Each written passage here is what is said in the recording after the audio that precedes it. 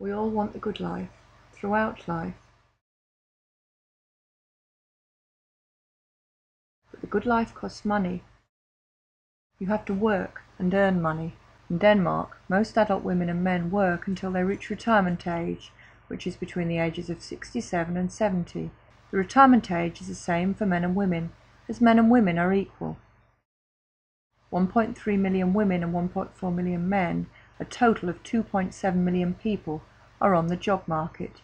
This means that women work almost as much as men do in Denmark.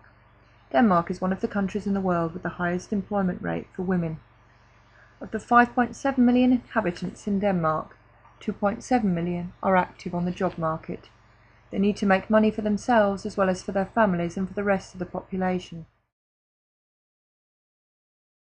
Money for the 3 million people who are unable to work, the children that we want to give a good life, children and young people that we want to give a good education, old people, sick people and disabled people who are unable to work.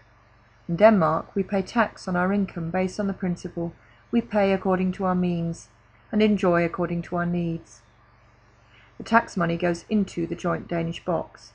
The money that goes out of the box is used for public expenses for all 5.7 million inhabitants.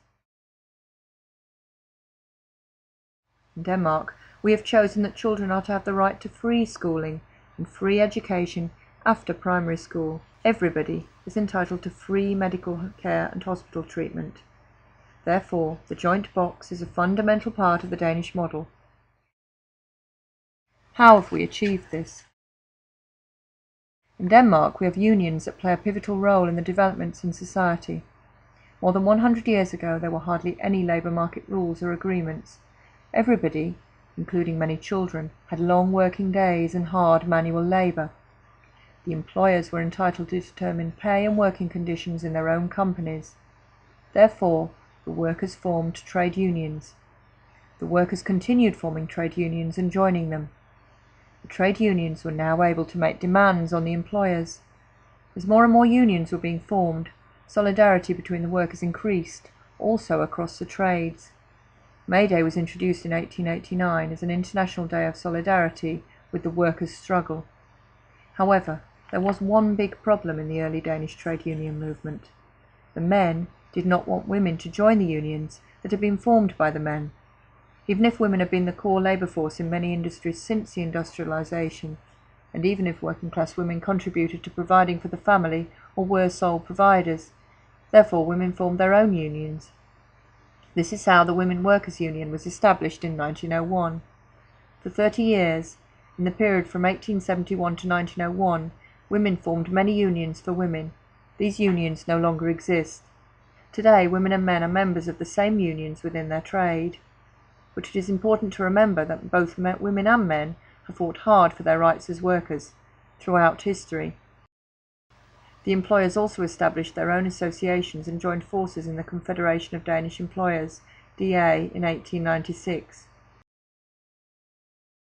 LO, the Danish Confederation of Trade Unions, was established in 1898 by a number of national trade unions. In 1899, a large conflict in the Danish labour market developed. It started with strikes in the joiners' trade. The employers responded with a lockout of all joiners in Denmark. A lockout of all workers in the building industry and the iron industry then followed. Here, trade union representatives from the Building Joiners Trade Union are being photographed during the lockout in 1899, where they had gathered for a meeting. The conflict spread to the entire country. Here you can see a May Day procession in Aarhus in 1899. The general strike ended with an agreement between DA and LO, the September Agreement of 5th September 1899. This was not the last major labour market conflict. However, a general agreement was made between DA and LO, a general agreement, also called the Constitution of the Labour Market, that is still in force today. Both parties acknowledge each other's right to unionise. The employers are entitled to hire and fire and to direct and distribute the work. Collective agreements made must be respected until they are terminated. The parties are obliged to keep peace during the duration of the collective agreement. Both parties are entitled to strike or to lock out. The use of these weapons must be approved in advance by 3/4 of the management of both DA and LO. When a conflict is over, you are not allowed to persecute or boycott those who participated. The pivotal point of the Danish model is, then as now, the free and collective negotiations between the employers and the employees. At first, the results of these negotiations will lead to agreements between, for example, DA and LO. However, the next step is often for these agreements to be transformed into laws so that the entire population will benefit from the improvements. The Danish model also ensures the possibility of all dialogue and collaboration between all levels of the Danish society.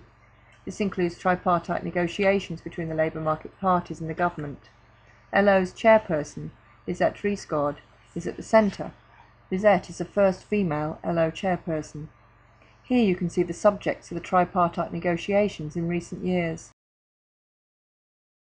The 5.7 million inhabitants in Denmark have many different family stories. Some Danes descend from immigrants who arrived several hundred years ago. Other Danes have arrived within the last 50 years. Today, people from more than 200 countries of origin live in Denmark. The labour market parties have taken a number of steps to facilitate the immigrants' inclusion in the labour market, for example, lessons in Danish, organisation of network groups, clarification of each person's level of education and skills so that they will be able to get a job or an education. LO train their representatives in how to welcome and integrate new colleagues in the working partnership. Some immigrants have also been elected for employee representation duties, such as union representatives and work environment representatives, for their colleagues. These results have not happened overnight. The good life, the welfare state and political democracy have not happened overnight. Bit by bit, our great-grandparents, grandparents and parents have fought to get better pay and working conditions, and to get a better life. Know your duty and demand your rights is advice given by working-class families to their children through generations. Your duty is to carry out work that you can be proud of. Your rights are to be treated decently and paid a reasonable pay for your work. By joining a union, you will learn of rules and agreements, and get a feeling of solidarity with your colleagues. Children and young people who have not learned this at home will be brought into the workplace by trade union representatives and colleagues who will encourage them to join a union. Every day, unions deal with the problems and needs of their members. In the following, we will look at 3 areas where the unions have fought hard for more than 100 years. Pay, equal pay, working hours, children and childcare leave, time off for child's first day of illness.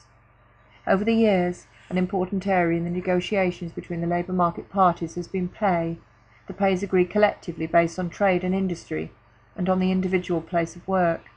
In the early 1970s, women fought all over Denmark for equal pay.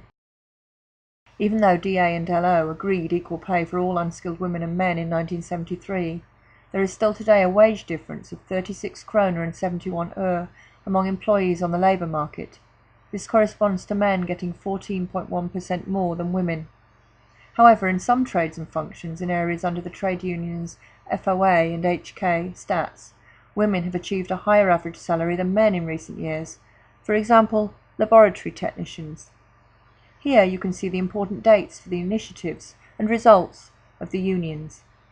Another major theme in the history of the unions was to reduce the long working days and the long working week. This demand came from many sides already in the 1870s. But in 1890, a breakthrough came as the demand was now expressed in general and understandable terms: 8 hours of work, 8 hours of leisure time, and 8 hours of rest.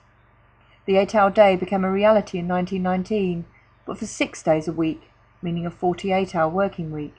It was not until 1990 that the 7-hour working day was introduced, 5 days a week. Here you can see important dates for working hours. Children and childcare leave is an important area for the unions. Here the results are a combination of collective agreements, in particular about pay during leave, and legislation creating the time framework. The unions are fighting for mothers' and fathers' right to childcare leave. Many fathers do not get as much leave together with their children as they would like. The unions are therefore fighting for earmarked leave for fathers or live-in partners. Here you can see important dates in the fight for childcare leave.